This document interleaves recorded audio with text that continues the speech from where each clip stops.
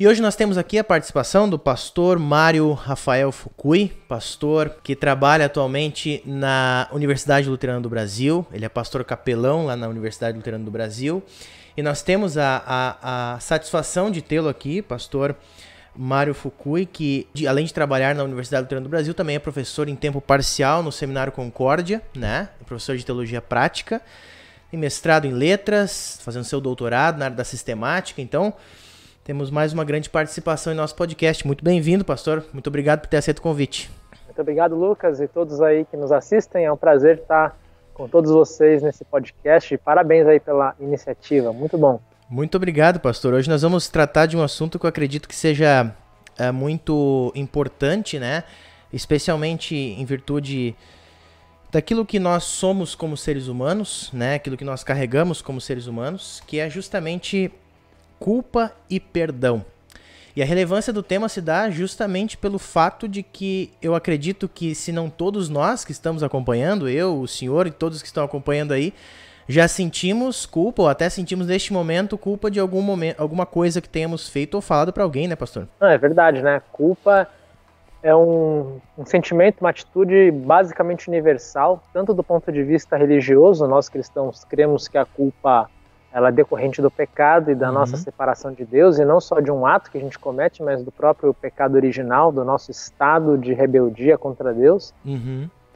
Faz parte da existência humana a culpa, e até do ponto de vista, digamos assim, antropológico, né, se constata que a culpa está presente em todas as civilizações do mundo, né? Então não há nenhuma civilização descoberta no mundo que não exista o sentimento de culpa decorrente de alguns atos ou atitudes naquela cultura, né? Então é algo que, se a gente fala de culpa, vai ter essa palavra em todas as línguas do mundo, basicamente. Sim, sim. E de onde é que ela vem, assim, pastor? É meio difícil estabelecer a origem de algo, né? Mas a culpa, ela é algo que ela é gerado dentro de cada um de nós? É algo que é imposto de fora para dentro? Como é que a gente pode entender de onde nós temos esse sentimento de culpa? Então, do ponto de vista cristão, bíblico, né, a gente crê que a culpa é algo objetivo, no sentido de que o fato de nós estarmos distantes de Deus ou nascermos em rebeldia contra Ele, nosso estado natural é sentir uma certa culpa, mesmo que a gente não tenha noção exatamente do porquê. Então a gente pode chamar de um estado de culpa no sentido de, em termos assim, simples, né, mais profundos. A culpa é a saudade daquilo que eu tenho, de algo que eu nunca vi, né? O Renato Russo canta isso numa música, por exemplo, né? Você sente que a vida não é o que ela deveria ser, que ela poderia ser muito mais do que ela é, então você sente essa distância de Deus, né? Então, independente até da pessoa crer ou não em Deus, ou de crer na Bíblia ou não, esse sentimento de distanciamento de Deus faz parte do ser humano de forma objetiva, né? E isso é resolvido por meio do perdão e da reconciliação em Jesus. Mas também existe a culpa do ponto de vista social, né? Que é também uma culpa subjetiva, ou seja, ela é gerada na nossa própria cabeça, ou ela é gerada de pressão familiar, até na religião, né? A sociedade também. Então, coisas básicas como, por exemplo, andar, sei lá, você faz um topless na praia, né? Uma moça. Na nossa cultura a gente vê isso como algo errado, pode até gerar culpa, né? Se você for talvez no leito do Rio Amazônico, em tribos indígenas que moram lá, né, estão isoladas, isso é visto como algo perfeitamente normal, né? Sim. Enfim, então a culpa também tem um lado subjetivo, um lado cultural, né? E geralmente esse lado subjetivo não tem muito a ver com um pecado, pode até ter, né? Mas geralmente é um traço mais cultural mesmo, tipo acordar tarde, né? Acho que a maioria de nós sente um pouco de culpa de acordar tarde e não aproveitar o dia para ser produtivo. Então isso é uma culpa ocidental de uma sociedade formada pela produção, né? Se você vive num outro tipo de sociedade, é muito normal não acordar tão cedo, ou até dormir depois do almoço, né? Tem até locais que o trabalho permite um horário de almoço estendido, enfim, então são culpas culturais, né? Ou seja, subjetivas também. Mas há essas culpas objetivas, como eu já citei, né? Geralmente matar alguém, roubar propriedade, são coisas que vão produzir culpa em qualquer sociedade humana e basicamente em qualquer indivíduo, a não ser naqueles que nascem com psicopatia social, né? Eles não têm a capacidade de culpa, né? Sim, sim. Essas culpas externas, elas são colocadas a cada um de nós, especialmente por conta das leis que são impostas pelas igrejas, pela lei civil, né? Enfim, de cada região. É bem o que o senhor disse agora, né? Geralmente essa culpa, digamos assim, de fora para dentro, subjetiva no sentido de que ela não é uma lei universal, né? Não é tipo matar uma criança, né? Que é basicamente algo que vai produzir culpa em qualquer sociedade, né?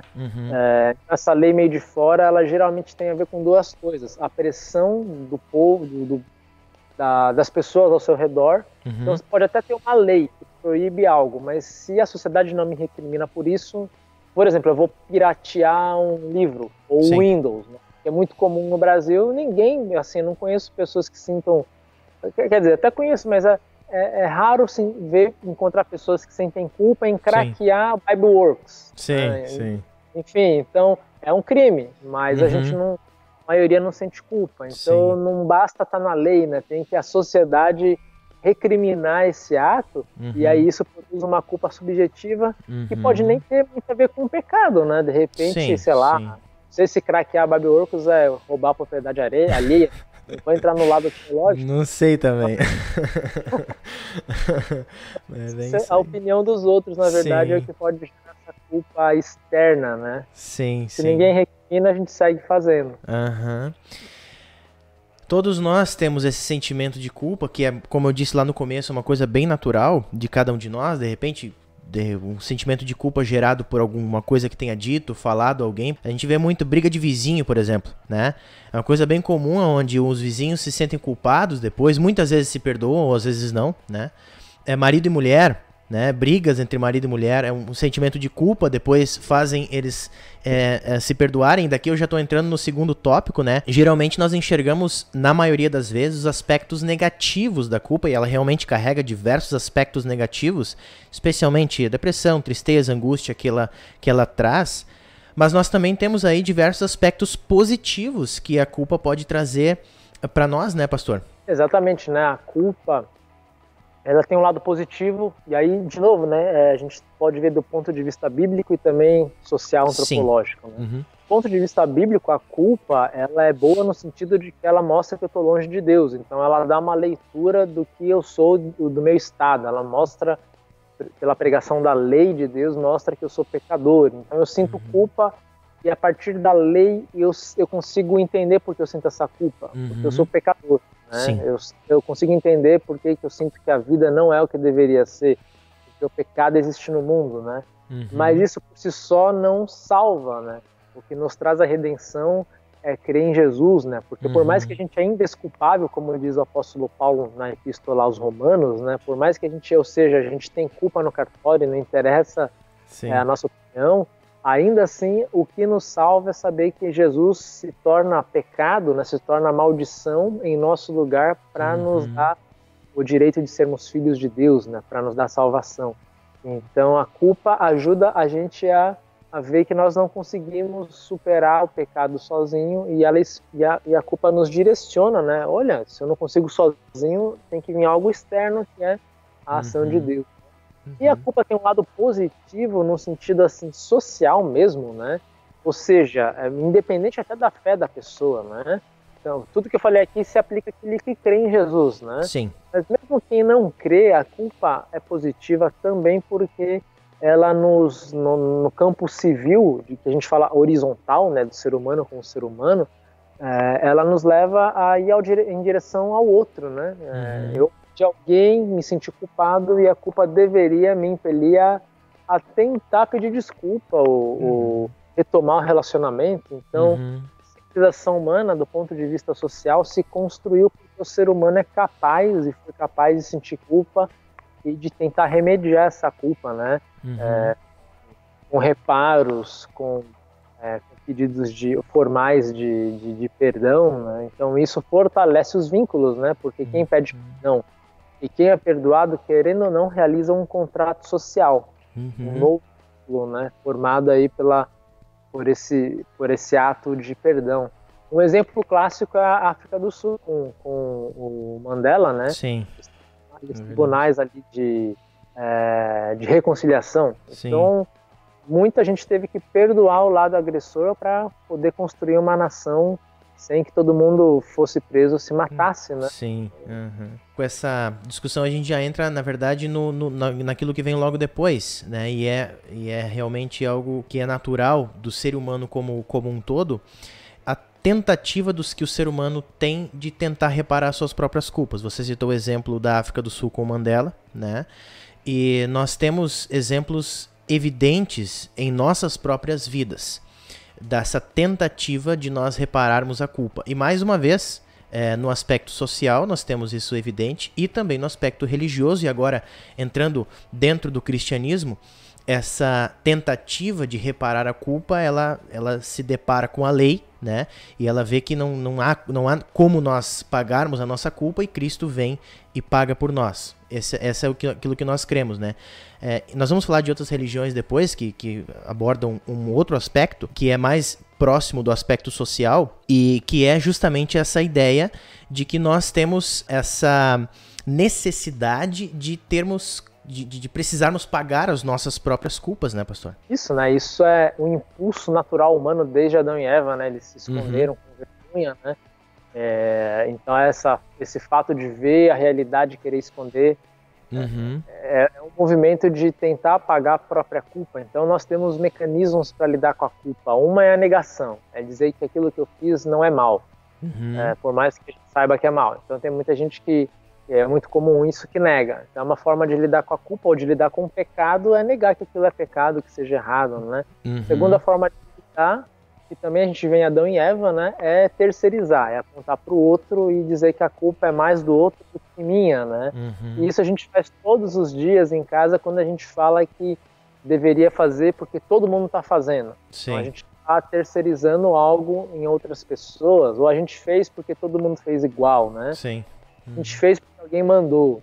Então a gente está terceirizando a culpa e tirando a responsabilidade, igual Pilatos lavando as mãos, né? Mas lavar as mãos, né? A gente tem responsabilidade, o ser humano tem responsabilidade sobre a sua própria vida, né?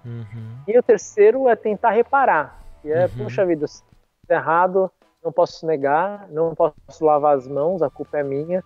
As pessoas tentam reparar. Isso a gente faz também, o pai que dá muito presente para o filho porque ele trabalha muito, então ele sente culpa de trabalhar demais, e reparar isso com esse tipo de coisa, né? O marido que trai a mulher e compra flores, leva ela para jantar fora toda sexta-feira, né? Então você devido a isso, né? E aí é impossível a gente reparar, porque mesmo assim, um mal feito ele não tem reparação, né?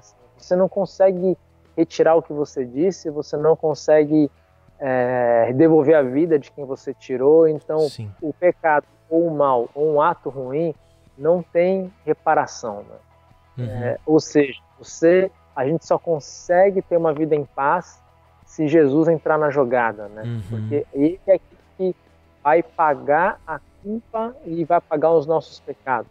Então, ele se torna culpado para nos declarar inocentes. E aí é uma coisa interessante, né? Ele não nos torna inocentes em nós mesmos, né? Aí isso a confissão luterana é clara.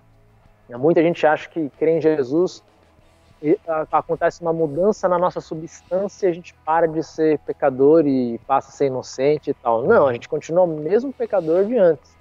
A diferença é que em Jesus nós somos declarados justos, né?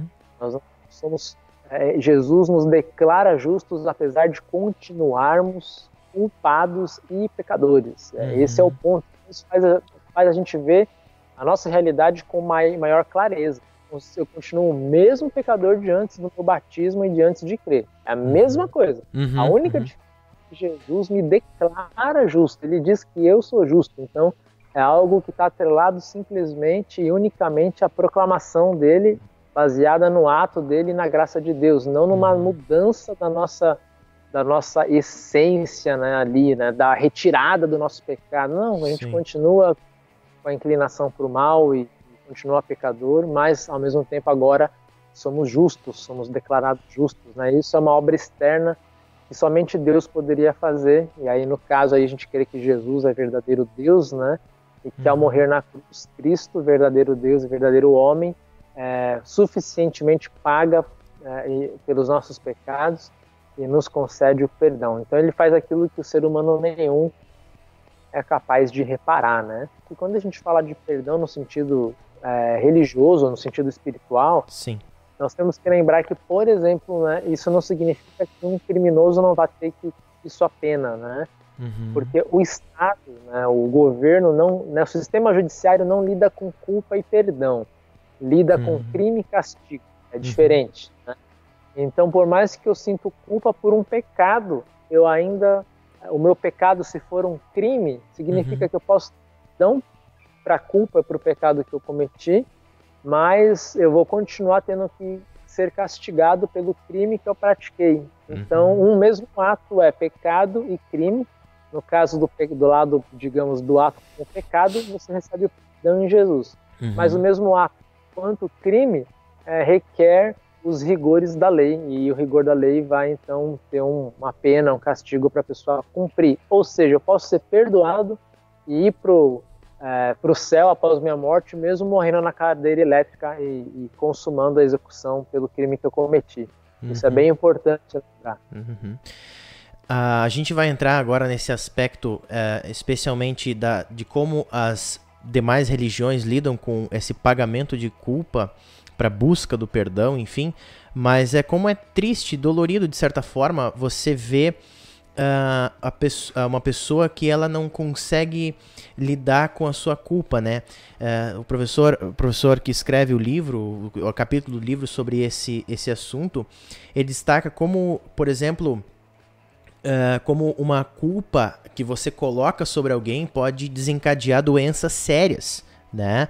Por exemplo, ele cita o exemplo de uma mãe que por algum motivo teve que abandonar a sua faculdade teve que escolher ou ter o filho ou cursar, né, ter a faculdade, se concluir o curso, e ela culpa o filho durante toda a vida, e depois o filho carrega essa culpa, ele paga a sua culpa, a sua própria culpa, né, não tendo um bom futuro profissional, né, e ele tem que tratar essa questão psicologicamente, né, porque justamente é dessa maneira que nós, como seres humanos, enxergamos o pagamento da culpa, e isso faz com que gere também as religiões, que nós dizemos religiões da lei, ou religião dos homens, enfim, faz com que eles enxerguem no pagamento do pecado uma forma de fugir dessa culpa. E muitas se mantêm realmente nessa premissa, né, pastor? Muitas religiões se mantêm nessa premissa, né? A culpa digamos assim, é parte importante das religiões como um todo. Primeiro porque todas as religiões, querendo ou não, reconhecem o distanciamento que o ser humano tem de Deus, né? Que a gente está distante de Deus ou da divindade, ou seja o nome que a religião der para o transcendente, né? Então ela vai lidar com o sistema de culpa. A gente vai ter basicamente dois tipos de religiões, né? Uma religião retributiva e a outra religião da graça, né? Sim. Então a teologia retributiva é aquela que diz que a divindade ou Deus retribui aquilo que você faz. Então, se você cometer um pecado, você tem que ter um jeito de pagar por ele. Seja com sofrimentos nessa vida atual, então seriam o que a gente chama de castigos na teologia popular, né? Deus está me castigando. Ou seja, num purgatório, então na vida além desta vida, né? Você vai sofrer no purgatório, ou sendo sumariamente castigado no inferno, que é aquele que não crê, né? Então vai ter religião que vai ter esse sistema assim de retribuição, cada um tem que se virar, e outras religiões vão ter um sistema de pós-morte, do tipo, você não pagou seus pecados ou seu karma aqui nesta vida, né? E aí você vai renascer, vai reencarnar para continuar pagando o seu karma. Então são coisas bem assim complicadas, como por exemplo, teve gente justificando aquele incêndio na Boate Kiss, né? Sim. Dizendo que todos que lá estavam haviam concordado entre as duas, antes de nascer, né? Haviam concordado em morrer queimado porque eles eram antigos funcionários romanos que queimavam pessoas no Coliseu, né? Então foi uma forma de pagar o karma lá da vida passada no Império Romano, né? Nossa. Ou seja, aí cada tragédia tem uma explicação que basicamente é jogar até a culpa na própria pessoa que sofreu a tragédia. Morreu, uma forma dela pagar o preço, né? Teve aquele menino no Rio de Janeiro que foi arrastado pelo carro, os ladrões roubaram o carro da mãe dele, o menino de 6 anos estava com a perna presa no cinto de segurança, foi sair do carro, caiu, os ladrões arrastaram o menino até ele morrer, né? Então teve gente falando que esse menino era um antigo soldado romano, e aí é engraçado é que é sempre do Império Romano, pois é, né? Que arrastava as pessoas lá na hípica romana, né? Arrastava os escravos. Então ele concordou em morrer para pagar esse karma. Então são religiões da retribuição. Se você faz, você paga. A religião da graça é aquela que a gente encontra em Efésios capítulo 2, versículo 8, né? Pela graça sois salvos mediante a fé, isso não vem de vós, é presente, é dom de Deus, né? Não por obras para que ninguém se glorie. Então, a Bíblia ensina que Deus nos salva de graça, né? No sentido de que não há como nós pagarmos, é de graça para nós, mas com alto custo, que foi a morte de Cristo na cruz. Né? Então, é essa religião da graça. E aí não depende muito da religião em si, porque vai ter religião cristã que usa a Bíblia, mas que vai crer que Deus vai castigar o pecado depois da morte, enfim. É a forma como se interpreta e se aplica os escritos bíblicos. Né? Essa religião cristã baseada especificamente no ensino evangélico, né? E é interessante como ela vai bem na contramão, enquanto a grande maioria do entendimento religioso é que nós temos que nos aproximar de Deus. O ensino evangélico bíblico das escrituras é o contrário, é o Deus que se faz como nós, né? Cristo que se faz carne como nós e morre para nos dar esse perdão de graça, né? Isso, exatamente, vai na contramão da nossa lógica, né? O evangelho é inesperado nesse sentido, né? A gente não funciona desse jeito, a gente crê que eu tenho que fazer alguma coisa, né? Então, crer no evangelho não é algo no sentido assim naturalmente humano. Por isso que a gente realmente crê que tem que ser obra do Espírito Santo, né? Porque o ser humano, na sua queda em pecado, ele não consegue ver a verdade ou até beleza no ensino do evangelho. Vê até uma coisa meio injusta. Pô, mas eu que fiz e o outro que Jesus paga, né?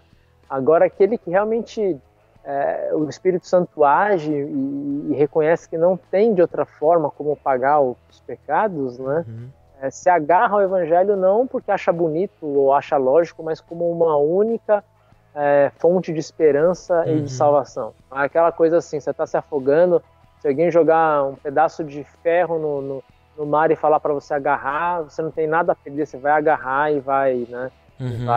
Vai procurar crer que aquele ferro vai te salvar. Então, a mesma coisa no evangelho, a gente está no alto do desespero do pecado e ouve o chamado gracioso de Deus, é só pela obra do Espírito Santo para crer nessa mensagem tão espetacular e extraordinária mesmo, fora do comum. Né? A importância de nós, da graça, de nós recebemos o perdão completo de nossos pecados, e isso então dar a garantia a cada um de nós de que seremos salvos eternamente em Cristo Jesus, mas também a importância de recebermos e darmos o perdão no âmbito, claro, cristão mais uma vez, e também social, porque envolve muitas vezes, e aqui eu volto lá no assunto que eu trouxe no começo, né, às vezes uma discussão entre vizinhos, marido e mulher, namorado e namorada, enfim, como é importante nós perdoarmos uns aos outros também, porque o perdão, isso é uma frase bem típica da psicologia, enfim, que o perdão ele é terapêutico também.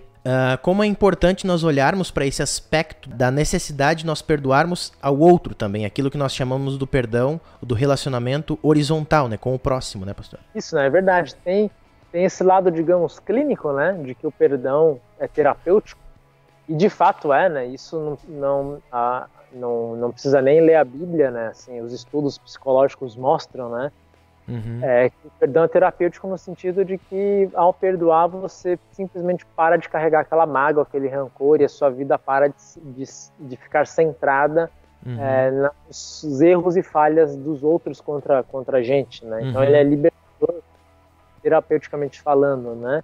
Mas esse não é o motivo do cristão perdoar a pessoa, né? De pensar nele, eu tenho que perdoar porque eu vou me sentir melhor, né? O perdão cristão é declarar também alguém injusto.